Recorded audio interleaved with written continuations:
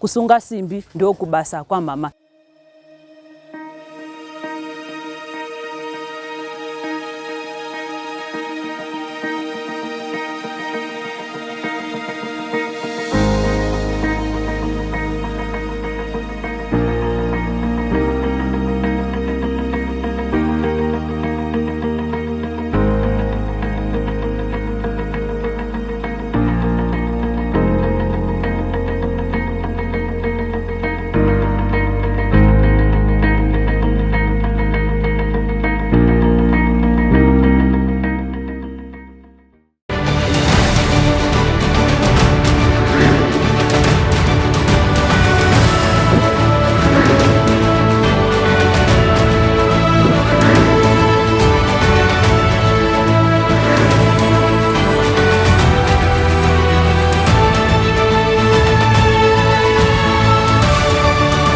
Good afternoon to all our viewers tuning in through HStvZim and Newsday Facebook page. My name is Makanika, and this is The Shift, where we have conversations with women who are taking strides in building up their careers. Today in studio we are joined by a woman who has defied all odds and created her niche market in a male-dominated industry. I'm joined by Memo, who's well known as Chimama. Thank you so much for joining us today. Thank you very much. As we start, I'd like you to take us through what happened for you to join such a male-dominated industry. I think I developed the love of cars when I was too young. Growing up, I think around grade 5, I used to help my father at home fixing his cars because most of the time he used to have a car which I used to call it a Skoro. It was a Datsun 1500. So each and every time he used to take that car to a mechanic. And then when he's taking his car to the mechanic, I used to go with him. So when I go with him, I always make sure my eyes are so sharp that I will see how the mechanics were operating, how they were fixing. So the next thing what was happening was if the car developed that same problem, I used to tell my dad that, you know what, I know how to control this thing. I know how to fix this thing. So don't take it again to the mechanic. So from there, I started helping my dad. Like I was like his spanner girl. So I started helping him. When he says, can you please give me 10 spanner, I'll give him. And sometimes I used even to help him that, you know what, this thing, you have to fix it like this, like this. So that's what happened. So at grade 5, that's where I feel, I can say I developed the love of cars. Mm-hmm. So it was mainly because you didn't want your father to go to the mechanic every time? Yes, it's like I didn't want him to go to the mechanic each and every time because, you know, when you are going to the mechanic, obviously you have to pay. So it was like I was trying to help him to save, not paying. So I decided to say, you know what, let's try and fix by ourselves. Mm-hmm. Yeah. And then grade 5, what did you do then to receive such a training for you to start operating officially and you being trained as well? I think at grade 5 there, what I was doing most of the time, since I'm the last born in a family of 4, I was the one who was always at home. So most of the time I used to like help my father. Even sometimes my father used to see me around the car and then ask me, what are you doing there? And then I would tell him that, you know what, I'm just screwing this thing and tightening it again back. So he just saw that this girl, I think she loves car. So from time to time, he used to take me even to a mechanic so that I will see how the mechanics are fixing cars, even if when our car doesn't have the problem, but just to take me there so that I will have the knowledge, so that when I grow up, I used to know what to do and how to touch. Mm-hmm. Maybe to go back to our educational system in Zimbabwe, as you're in grade 5, and most of the schools in Zimbabwe, they teach Shona, content and all those subjects. Do you think that from that tender age you were receiving enough equipment for you to be able to be a motor mechanic? I think from that tender age there was nothing like that because from there, normally at school there was nothing like even a study or whatever, a subject which deals with mechanics. You can find that mechanics normally you will deal with it when we are I think Form 2 going upwards, especially in science, when we'll be doing those 4-stroke and 2-strokes engines. That's all. So from primary education, I would say there was nothing which I can say I managed like to get in school in terms of mechanics. So I would just say for myself, it was just because I was someone who was passionate about mechanics. So when I was still young then, That's when I can say, because of my sharp minds, I can say, maybe I would say that because of that, my sharp minds when I was too young, and then because of the way I was handling tools and the way I was just seeing when people they were doing it. So I would just say that's how I grew up loving cars like that. Fast forward from grade 5, grade 7 to Form 2, when did you decide to say that I'm going to get a professional training to do this? I would just say when I was in secondary school, that's when my mind clicked that, you know what, since this field is being dominated by guys, and most of the time I will usually see men fixing cars. So I become that, you know what, I need to challenge men. I have to make sure I have to also introduce myself in this field so that I'll prove even to some girls that this job is not only meant for men only. Even me as a woman, I can do it. And seeing most of men mechanics on a China and all that, were you not a bit skeptical to get into that industry? I was not. I will say I was not, because pachishona vanoti kwanzi pane China ndo pane mari. So for myself, I won't say kuti ndakambotya, because ndakaona kuti field iyi since iriyo yandinofarira and ndiri munhu anofarira kuti amane maspana, handina basa nekuti tsvina, handina basa nekuti anything, because chandiri kungoda ndechekuti I just need to prove kuti even if I'm a lady ndinokwanisa kuitawo basa rinoitwa nevachirume. Seeing that your father maybe vanga understand kuti unofarira zvekuita zvemaspana, how about your mother and even the community around you? Because most of the people would think they would want my white-collar job, seeing you, chenda wakapfeka my heels and all that. Did your family receive this? At first it was so difficult for my mom, because vaifarira kuti ndive ndichienda kubasa rakafanana rinoitwawo nevakadzi rakanyanya. But as time goes on, I think vakazotanga kutondisupporta kuti, you know what, since you love kubata maspana, I think you just have to go for trade rauri kufara remechanics. And also since baba vangu vanga variwo like vandingangoti he is my role model and is the one who inspired me kuti ndipinde mutrade remechanics. So vakaramba vechipa effort even kuti like community obviously ndakakura, most people they were saying kuti why did you choose trade remechanics? Handiti unozwa kuti basa remechanics basa rechirume. Vanangovaudza kuti no, inini basa remechanics as you know kuti ndiri mwana akangokura echifarira zvekusunga simbi, ndiri munhu akangokura echifarira kuita sei, echifarira kukanika. Saka ndaona kuti I think that's the best job kwandiri randokwanisa kuti ndikwanisewo kuti ndibudirire and ndikwanisewo kudominata mandiri. Saka as time nekufamba, but it was very difficult my first days, because many people vaitonditarisira pasi kuti why decide kupinda mutrade iri, ndifunga kuti unokwanisa kusucceed, atifunga kuti unokwanisa kubudirira.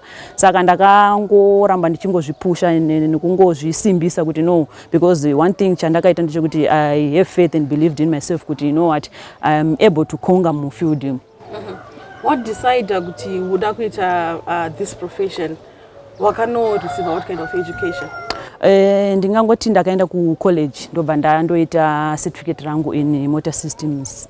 Saka pandakangoita certificate rangu, what happened is since I was a female, ndiri munhu wechikadzi, like vanhu vazhinji vanojarwa kuti mechanics is trade rechirume. It was so difficult for me kuti ndiwane basa at first muno muZimbabwe. So I tried kutsvaga basa, but handina kukwanisa kurowana. And then I decided to relocate kuenda ku SA. So when I went to South Africa, I think the first 2 weeks it was also difficult, because ndaisa ma-CV, but many people vangotarisa kuti mukadzi angarikwanisa basa, until ndazokwanisawo kuenda kunomwe murungu yeye akandi-interview, and then akaona kuti ndaona kuti une passion in mechanics, so I'm going to groom you kuti uzova a better mechanic in the field. Saka ndo pandakapiwa my opportunity yangu ipopapo pakambani yemurungu, so is the one who groomed me kuti ndizova pandiri nhasi. Muno muZimbabwe, what was the excuse in the companies? Was it because of your gender? Because of the or maybe they were saying I would say it was because of the gender, because since and it already trade dominated on one, so most people they were just taking me lightly with tingafunga this lady, she's capable of doing the job. Yeah, saka vaingotarisira pasi zvinonetsa, ende for sure zvinonetsa vazhinji kuti mukadzi makanika, because vanhu vazhinji vangojaira kuona mechanics ichidominatwa nevanhu vechirume. Watanga basa rako ku South Africa, how did the customers receive you? Wow, munauya nemotaico of ones ndo kuigadzira. At first also it was so difficult because even my male colleagues, I would say like my challenges and sangana now in the field, it was like lack of support, sexual harassment, because especially and it in the pinam field rinos kaundere vechirume vamwe varume vangoti handiti unoti unozvikwanisa. Sometimes then ndaaska kuti sha ndiyambira kuti ndibetsere kusimudzawo apo but handiti iwe unoti unozvikwanisa saka zviitire wega. Saka ndakanga ndisina that support yandaida but nekuzoona manje kuti aiwa munhu uyu anotoziva zvaanoita ndakatanga kubetsereka zvoma shoma. In terms of my customer, at first I remember there was one incident yakaitika when I did pane imwe BMW ndakaita ma brakes and then ndapedza kuita ma brakes this guy akabva akumbira my assistant a male colleague zvikanzi please can you just help me kuti utaitene cross check my wheels because I don't trust him. Munhu utanga ndisungira my wheels and surprisingly munhu wanga achitoudza was my assistant. So that guy akatomutaura kuti you are so lucky because musikana uyu atokuitira mabrake abati mabrake munhu anodhila nema engine chete. So iwe you are so lucky kuti atokwanisa kukuitira engine. Saka vamwe vanhu vaisvika zvazvo pakushamisika kuti munhu womukadzi uyu angakwanisa kuita basa here, munhu womukadzi angakwanisa kuita basa. But as time goes on vechiona kuti ndikaita mota dzanendaita dzikaenda hadzidzoki dzine maproblemu vakazotanga kundijairira shoma neshoma kupedzisa inini ndindatoo favorable mamechanics anga aripo pakambani kuti munhu wese aingoti akatouya utongoti mota yangu ndoda kuti ibatwe nemunhu womukadzi, mota yangu ndoda kuti ibatwe nemunhu wechikadzi. Saka ndakazopedzisira ndakutodhila nemakastoma akawandisa zvisingatoiti nenyaya iyoyo. One of your pictures you share on Twitter, I saw you in my crutches. What did happen to you? What happened is ndakangochedza kwete kuti ndakakwarira zvangu pabasa, nakukwarira pabasa ndakatokwarawo zvangu ndakatorelax just that ndakachedza then ndobva ndatyoka my ankle. Saka hazvisi zvebasa zvazvo because inini ndichishanda hangu pabasa rangu most of the time ndinokoshesa chandoti safety first because before ndashanda I have to make sure kuti I'm working in a good environment and I'm working at a safe place. Saka ndochinja ndokoshesa zvangu chokutanga. And now you're in South Africa, kushanda South Africa. What then happened for you to come back to Zimbabwe? What happened for me kuti ndi decided kudzoka kumusha is because I decided ndakaona kunge I think home is the best. Ndakaona kuti ndagadzira zita ku South Africa. So I have to make sure ndidzoke kumusha. Ndigadzire zita semagadzira ndakarita ku SA and nanasi I still have my customer ari kuchema kuti ko wakaendere kumusha. Then ndakabva ndati aiwa ndinenge ndakuisa like South Africa pa map yeti inini ndiri muZimbabwe ndinoda kuti at least ndiso nyika yangu pa map yekuti kana ndikange ndakudominate mu field semadominate sekuzvitemba kwandozviita kuti inini ndiri kutodominate ndinoda kuti ndise nyika yangu pa map. Saka that's zvandakaona kuti it's better kuti ndidzokere kumusha and also kwacho kwangu makastoma akawanda itochema kuti aiwa uyawo umbotibetserawo pakuti ungambokwanisa kubata mota dzedu because vamwe vanobelieve kuti a woman's touch is perfect.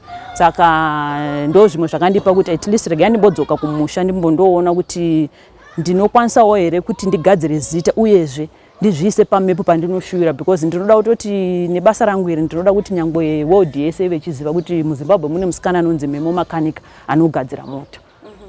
And what are some of your dreams that you have as a young woman who's growing in that field?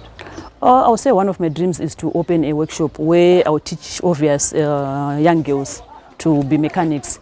And also like what I've found ndakaona is kuti foundation yekuguruma because chimwe chinonetsa ndechekuti if you look kuti mufield medu mechanics amuna vasikana vakawanda, vasikana vashoma. And then mukatarisa kuti vasikana ava zvavari vashoma chii chiri kukoza kuti vasikana vashoma, it's because one pamwe macommunities avanokurira vanenge vachitaura kuti basa iri hariitwi kuitwa nemunhu wechikadzi saka rofanira kuitwa nevanhu vechirume. Saka inini I realize kuti foundation kuzvikoro. But if kuti mafunds angu andipemita kana kuti ndikawana someone anoda kupartner neni anoda kundibetsera, my dream was to travel around Zimbabwe especially kuzvikoro whereby I will encourage young girls to take up trades in the male dominated field because kune vamwe vanoshuvira kuda kuita macarpenter, kuna vada kushuvira kuita mabuilder, kuna vada kushuvira kuita maplumber, kuna vada kushuvira kuita mamechanics but havana munhu anokwanisa kuva encourage kuti look inini ndirimo mufield ndiri kutodominata, what can stop you as a woman kuti udominate since inini ndirimo. Saka kuenda kuzvikoro kune kwakanaka whereby ndinokwanisa kuencourage vasikana vechidiki because ever since to be honest when pandakatanga kudominate kuti ndiri kubuda pa Facebook pa Twitter, and I realized kuti kune vasikana vakawandisa vanoshuwira kupinda mufield, but because vanotya nekuti vanenge vachinzi aiwa basa iri basa rechirume, and then I've been receiving my messages even kune vanhu vari kuNigeria, Ghana, South Africa vari kutondikumbira kuti taikumbira ine advice, how did you dominate, how did you kuti wakapinda sei mufield umu. Saka zvinhu zvandinoona kuti at least ndikava a role model kune vamwe vanhu, uyezve inini ndikamira pafront so that I will inspire some young girls kuti no, inini if I can do it, you can also do it. You're going to take a short break. Stay tuned.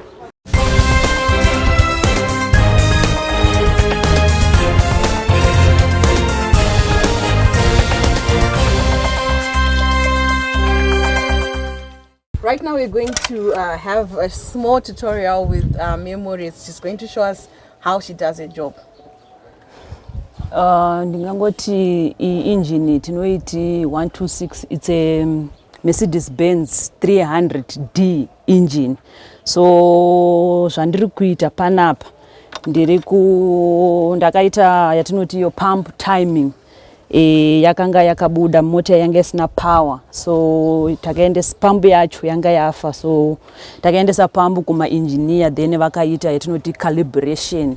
So vaita calibration, what I'm doing now is kuti ndave kusunga kudzosera pump pa position payo, ndo zvandakuita zvandakuita. Saka iyi ndiyo yatinoti a diesel pump. Ndo pump yacho yandiri kutaura nezvayo, diesel pump yoyo yakanga yaendeswa for a calibration yanda kudzosera. Okay. Saka, just take us through when you are fixing a car, what do you really focus on?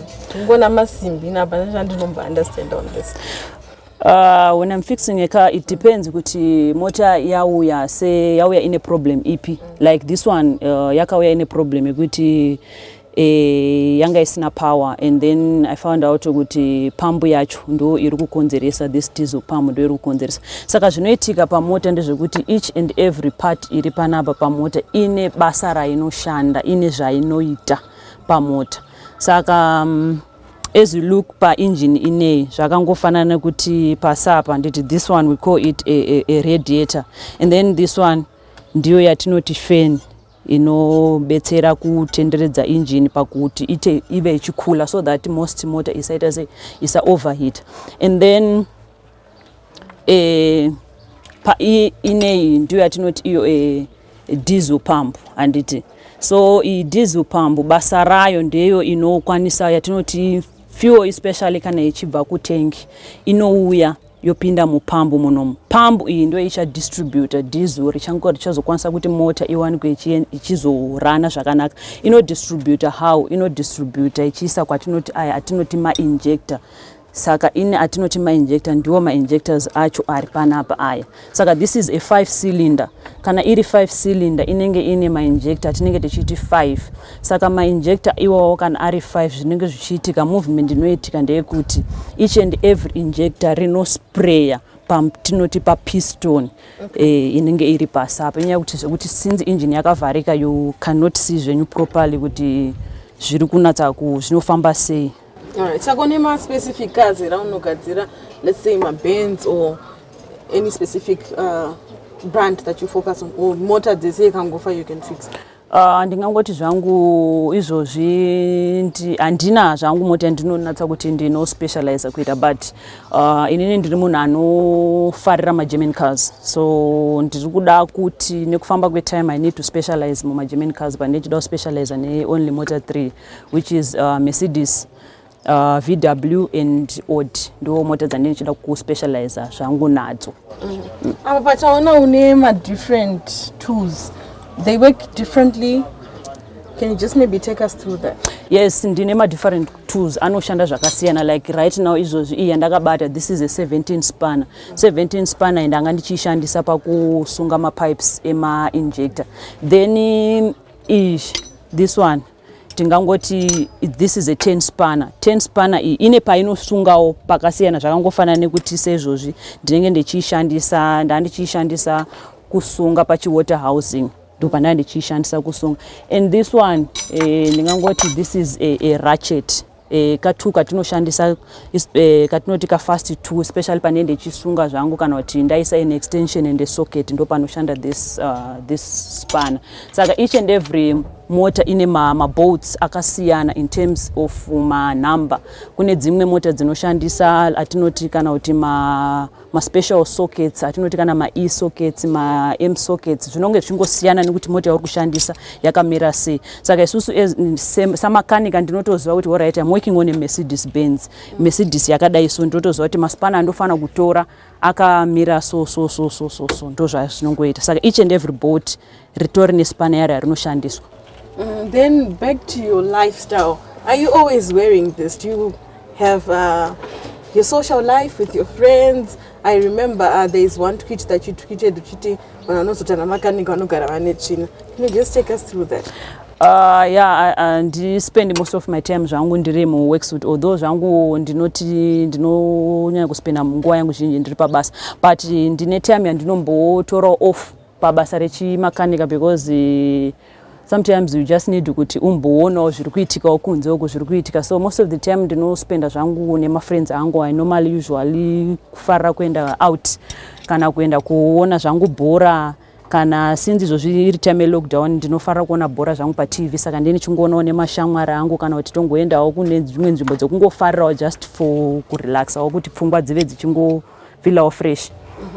You're going to take a short break. Stay tuned.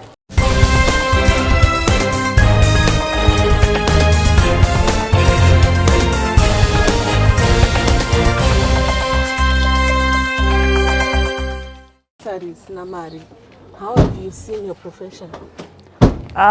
Ndingangoti mechanics ndo basa ritori nemari zvisingaiti, because mukada kutarisa kuti mota dzakawanda sei dziri kufamba paroad, ende mota idzodzo hadzirambika dziri in good conditions, dzichasvika patime yekuti dzinodawo vana makanika vechipota vechidzisevhisa vechidzigadzira. Saka each and every time ndingangoti zvangu hapana patingangoti basa rechimechanics harina mari, ibasa riya rine mari, asi rinongoda kuti uzvimaintain ende ute make sure kuti unopa macustomers zvavanenge vechiexpecta kubva kwauri. Then mufield mako uno here role models aunawo unoita look up to? Ndingangoti zvangu mufield yangu yemechanics inini zvangu pachangu ndito role model. Ndaito expect kuti pamwe ndingaonawo mukadzi makanika wandingatarisira from, but handisati ndasangana naye, handina kumbobvira ndaita sei ndamuona. Saka ndingangotozviti inini pachangu ndakatozviti chiregai ndichitogadzira zita rekuti ndive role model kune vamwe vachada kupindawo mufield, vamwe vasikana vadzidzire kubva kwandiri. And there might be young people watching and other women who think this is a male-dominated industry. What word would you give them? I'll just word of advice ndingangopa kune vazhinji vanda kupinda mufield, especially mechanics field. Ndinongovati they just have to have faith and believe in themselves chete, because chikuru mufield ifield yechirume zveshuwa, but inoda kushanda nesimba and inoda kushinga. Saka ndo zvandingangovaita kuti aiwa musarega kupinda mufield nekuti kana kuti pane anenge akutaurira kuti aiwa harisi basa raunofana kuita. As long as uchibelieve and you have faith kuti ndokwanisa kuzviita and you are capable of kuzviita, unokwanisa kuzviita, because inini kana ndichikwanisa kuzviita hapana chingakutadziswa kuti uzviite. Ndio gearbox helicopter. Gearbox haripo. Mota iyi iri kuda kutariswa yatinoti iyo timing, kuti the timing yayo iri correct here, iri right here, which is yatinoisa pa camshaft yedu tinoisa pa TDC. Then kutopu kunoku kwatinoti ku camshaft tunoita make sure, because this is a 4-cylinder, it's a 240 Mercedes Benz. 240 ndienda inenge chimhanya kusvika 240 kg. Aiwa kana aiwa 240 aisviki ku 240 kg, asi kuti ingori make yayo kuti it's a 240D zvakangofanana kuti ma 300D. Saka this is a 4-cylinder engine. Saka nyaya iripo ndeyekuti toda kutarisa timing, kuti timing yayo iri pari right here, because performance yairi kuita iri kuratidza kuti it might be 1 or 2 teeth out. Saka tichida kutarisa timing yayo kuti iri pa TDC here, then tobva tatarisa kumusoro ku cam shaft because ine mamark Ndiphi camshaft manje? this thing ndo yatinoti camshaft chese ichi ndo chi camshaft ichi saka papa camshaft Timing manje apa ichi. saka pa time Yekusvika. Timing yatiri kutaura isi timing yekusvika asi timing yatinotaura pakuti engine iyi ikwanise kumuka ndo zvatinotaura nekuti mota idzi zvadzinoita ndedzokuti tinoisa patiming. Pane timing yatinoti yepump, then pagoita timing yatinoisa kuengine yekucamshaft nekucrankshaft. Saka kucrankshaft tinoisa patinoti paOT, then kucamshaft tinoisa pane maki yatinoita zvinoitika ndezvokuti kucamshaft inofana kuroka yatinoti cylinder number 4 ichifaya patinoti pacylinder number 1. Saka pacylinder number 1 ndo panenge pakaita unge yakuvhura mota yakuda kufaya. Saka ku4 kune kwakavhara ndo kwatinenge tichiti kuroka. Saka ikange yaroka pacamshaft panapa pacylinder 4 ichifaya ku1, it means kuti timing yepamusoro inenge yakanaka. Then pasi pacrankshaft tinoisa patinoti paOT. OT kana pa top dead center tichireva kuti top dead center tinenge tichitaura kuti piston number 1 riri pamusoro ndo zvatinenge tichireva pakuti top dead center. Saka ndo nyaya iripo inenge yakati bude because performance yairi kuita iri kuratidza kuti timing yacho yakabuda.